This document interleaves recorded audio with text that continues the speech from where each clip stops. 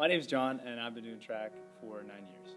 So I picked up track by actually started in basketball, and I was 13. I was pretty unathletic and unknown for any sport whatsoever, and so I ended up playing basketball just to kind of fill time. And so I went into track season, and my friends convinced me to do it because they were like, "Yeah, John, maybe you'll like find a niche in this sport or whatever." And I was like, "Well, I'll do high jump, and then I can it'll help me dunk a basketball." So I ended up starting track when I was 13 because I wanted to dunk a basketball. At first, I wasn't very good, but I did high jump just because by default I was like, you know what, I want to be good at high jump, so I'm just going to spend a ton of time doing this. So it started out just by doing drills for high jump and stuff like that, and I kind of found my niche there, and I ended up being pretty good for a little 7th grader. And then I just decided, you know what, I'm going to dedicate more time to track. So I did summer track because my 7th grade year, I thought it was a hot shot because I cleared 5 foot in high jump, which is okay looking back on it. For my age, it was probably pretty good. And then in 8th grade, I ended up jumping 5'10". So I made a ton of progress, almost a foot, from the time that I was 13 to the time I was 14.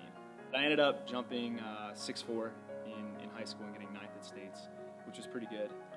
But that was probably the biggest achievement that I had. And at this point, it has become a huge part of my life. Just like my faith or anything else, running is a staple. You know, it's like, okay, you have to do everything to make yourself the best at running. So it impacts my sleep, it impacts my diet, it impacts what I do with my free time, how I relieve stress. All of those things are affected by running, by sprinting, by jumping. You do those things better, you're gonna run, jump, run faster, jump higher. Do those things well, be a better athlete. So my training basically is set up with a warm-up that usually lasts around an hour, and in that warm-up I'll typically address mobility, I'll get the body warmed and ready to run or jump or do whatever I'm going to do. Usually I try to have between 200 and 250 meters of sprinting, and then I'll do some jumping of sorts, so it could be technical work, or it could be just like bounding or things like that, and then I'll go to the weight room and I'll do Olympic lifts, squats, pressing, pulling, things like that to develop the muscle so I can obviously do my events better.